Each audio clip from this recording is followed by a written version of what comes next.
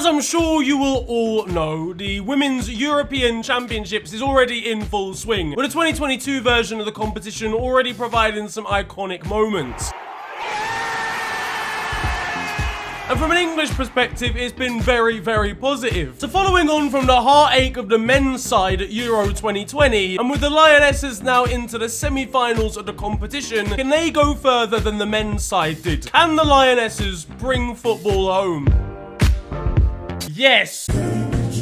These are exciting times, you know. England are putting on a fantastic show at this competition. They're scoring goals at Brighton. Do you know how long it's been since Brighton fans saw actual goals and not just expected ones? I haven't spoken about the competition in great detail so far in FTW, for example, because I really wanted to sit down and talk about England's women's chances once they got to this sort of point in the competition. Because 2 of the 4 semi-finalists have been announced at the point that I'm recording this video, which is just before Sweden take on Belgium in the quarters, and it's been a sensational journey. We scored more goals against Norway than the men's side did in most entire competitions. So you're telling me they're not playing 4 right backs at the same time? No, Gareth, they have one good one. That's all you need. As for me, I'm starting to get excited. I'm starting to feel a little bit patriotic right now. Give me a strongbow to drink. That's not quite English enough. I want Carling or I want John Smith's mate. Even John can be extended to Jonathan. That's a little bit too complex to be a British name. And the thing is, people will say, well, you said it was coming home last time. Categorically, I believe it this time. I was only joking before. When we said it was coming home, you guys just missed the fine print, you see. Like, we didn't specify that it was 2020. But realistically, even without comparing this Lionesses squad to what happened in 2021, these lot deserve their own spotlight. Because the England's women's side has been this good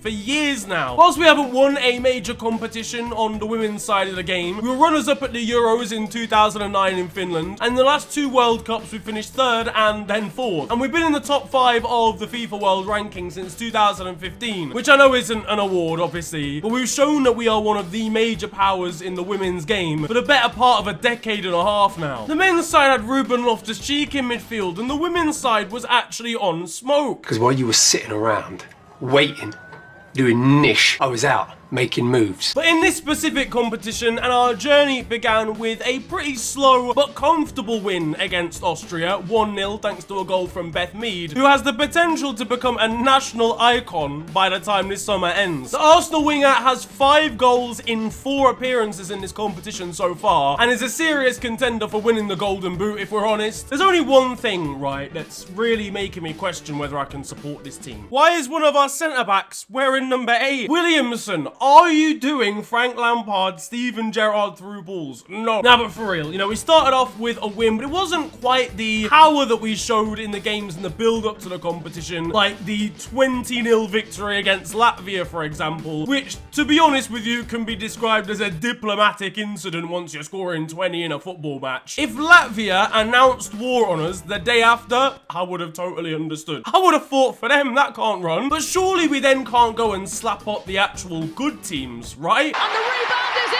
And that just about puts the cherry on top of the icing, on top of this cake. Yeah, no, they did that in the second group stage match. England beat Norway 8-0, and I'll be totally honest with you, I don't know how this happened. Nobody expected that sort of level of victory. We were probably favourites going into the game, for sure. But 8-0, a record for European competition on the women's side of the game, especially against the side that got to the quarterfinals of the last World Cup, only to go out to England again. Again, if you want to start a war as well, I understand. Georgia Stanaway's probably a Norwegian fugitive at this point. Speaking of which, she's an absolute baller, putting a penalty top bins in that game, scoring a screamer against Spain. Though if we're going to be totally honest with you, that penalty was never a pen. Clinical diving from a legendary England number 9. Where have I seen this before? But like, we were so far superior in this game. Again, it wasn't something that was expected. When a controversial decision happens, you can say, oh, it might have changed change the game. This did not change the game. It would have just ended 7-0 instead. John Arnorisa was quite frankly fuming whilst looking like Fernando Torres' gym partner. But I cannot stress to you how, like, beating a team 8-0 at a major tournament is crazy. If you're on the receiving end of that, they weren't even out, but you have to just go home anyway. Maria Thorisdottir, she owes the manager of Norway financial compensation. It was, however, sensational for one person that we mentioned already, being Beth Mead, grabbing herself a hat-trick, Ellen White involved in the scoring, Alessia Russo coming like a women's Peter Crouch. I think what I like as well is it's an attacking and like dynamic squad as well. The manager's got them really well drilled. I genuinely think they have a strong chance now. Norway were poor, of course, but her and this England side managed to reduce them to celebrating getting more than 30% possession in the 90 minutes. Norway's manager himself,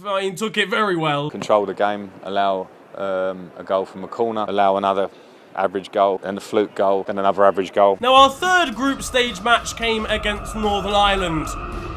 And we won 5-0. I'm gonna be totally honest with you. Oh my goodness gracious me! I mean, this was a lot more to be expected, you know. Northern Ireland were expecting to get out of the group stages. Fran Kirby scored a beauty of a goal in this one, and that took us officially through to the group stages, where most recently we took on Spain. We were up against a real challenge in Spain, a nation that hosts Barcelona, whose side had a perfect league campaign, winning all 30 games they played. We went behind in the second half, and I was ready to put out a new tweet variation, but thankfully for us, a slightly more under the radar hero in Ella Toon managed to equalise in the final 10 minutes before Georgia Stanway did her thing. Goes for goal!